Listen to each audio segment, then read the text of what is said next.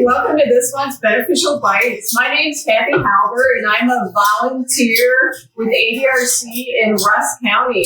And this month, it's October, it's fall, and we're going to talk about pumpkins. So we picked pumpkins because Kayla Poppy is our guest. She's the Disability Benefit Specialist for ADRC, and she likes pumpkins. She asked for pumpkin.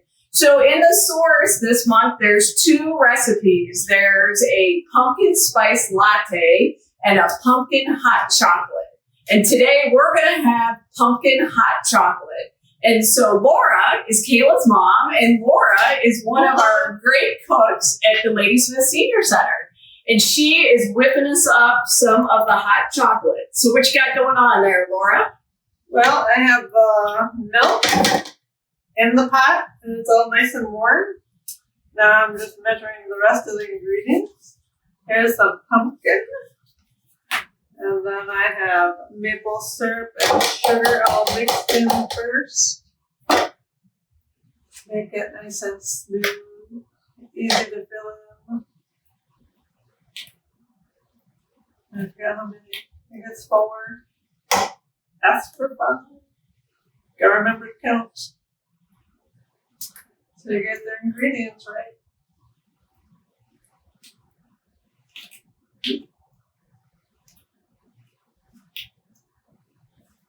Don't forget to stir your milk so it doesn't spill.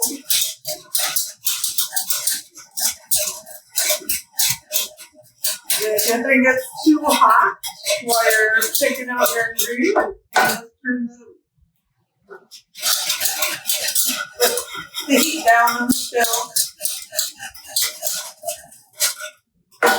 Alright, we got a pumpkin in there. And we'll check our recipe.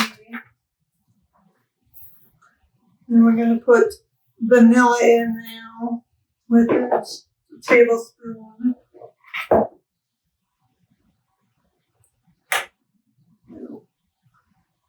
Teaspoon. A small T, that would stand for teaspoon. The big T, capital T, always strip.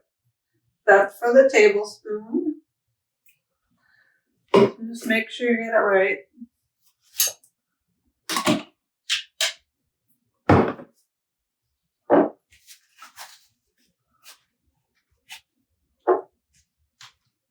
Now we put some spice in here. So we're going to use pumpkin pie spice instead of the different individual ones. So that's kind of a way, if you have that around already, that can make it easier than having to buy a whole bunch of different kinds of spices. So she just added it up and using a tablespoon and a half, I think, of the pumpkin pie spice.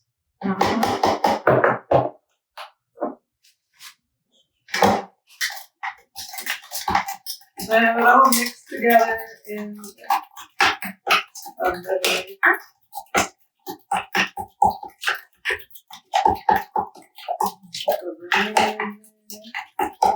I put the vanilla, I put the maple syrup, the brown sugar.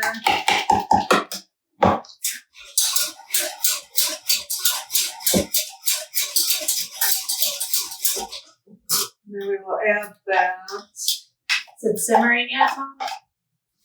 Yes. Good. Good job.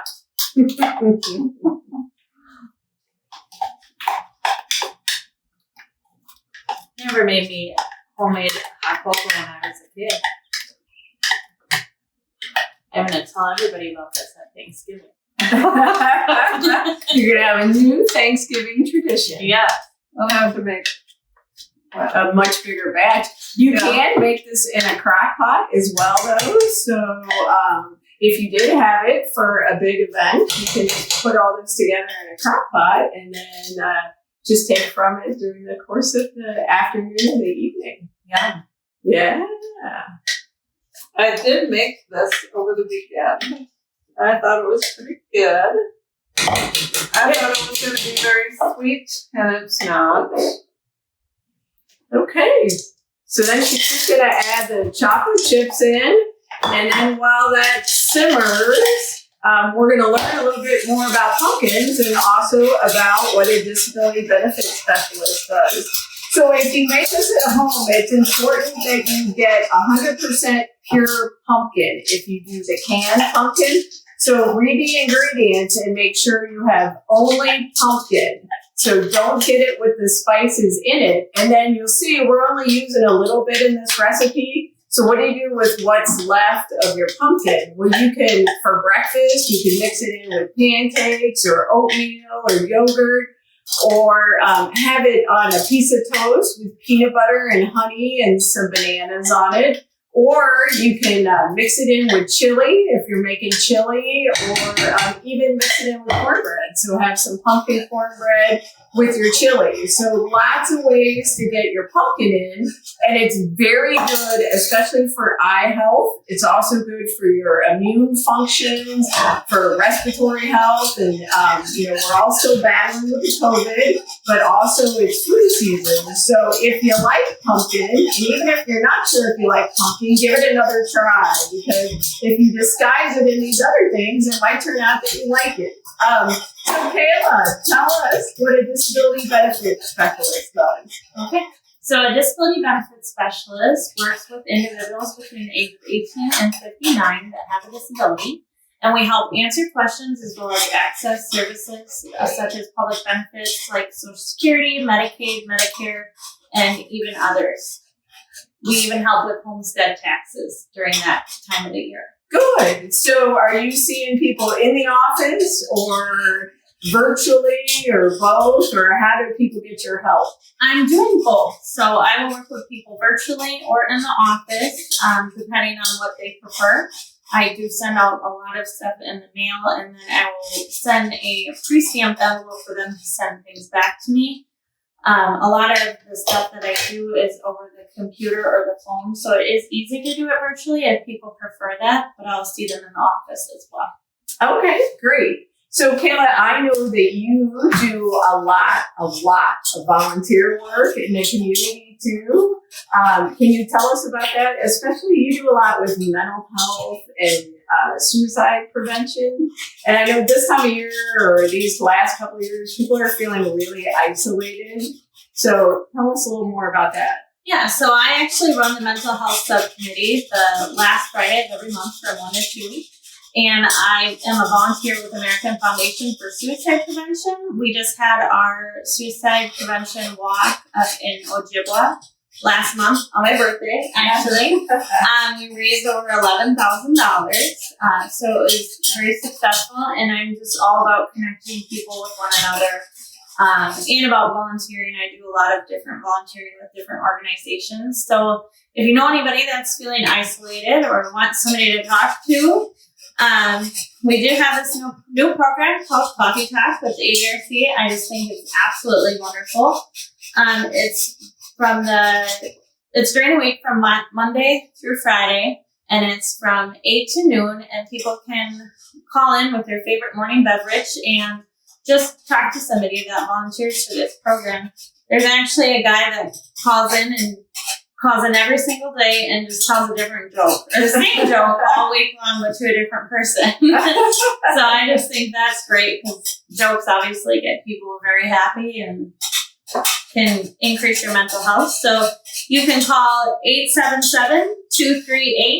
877-238-2282 or 715-406-4871. And again, that's Monday through Friday from 8 to noon. Great. And even though the senior centers are closed, you guys are always looking for volunteers, right? And it seems like you're always looking for some help, too. Mm-hmm. There's a lot of part-time substitute positions. So they would just call the ADRC and ask to talk to Kathy if they were interested in that. Yep, and it's in the paper as well and on our website. Good. How's that hot chocolate coming, Laura? Smells good. It's ready. All right. Do you think you can pour it in our cups here? And we'll give it a try? Or that might be a challenge. You pour it in that thing first. Okay. I would not be doing well at this. I shake too much. Can you, how do you do it? The whipped cream, Miss Kayla? Sure. All the whipped cream. All right. Ooh, that looks good. Mom, do you want whipped cream? Does everybody want whipped cream? Yeah, sure. In for a penny. A lot or a little? Just a little. And a special thanks this month to Tammy for being our videographer from Maple Hill. We got a lot of these great ingredients out at Maple Hill. It's a good place to get organic spices, and the chocolate chips are from there. So, all right. Happy fall. Happy October. Next month is November, which is deer hunting season.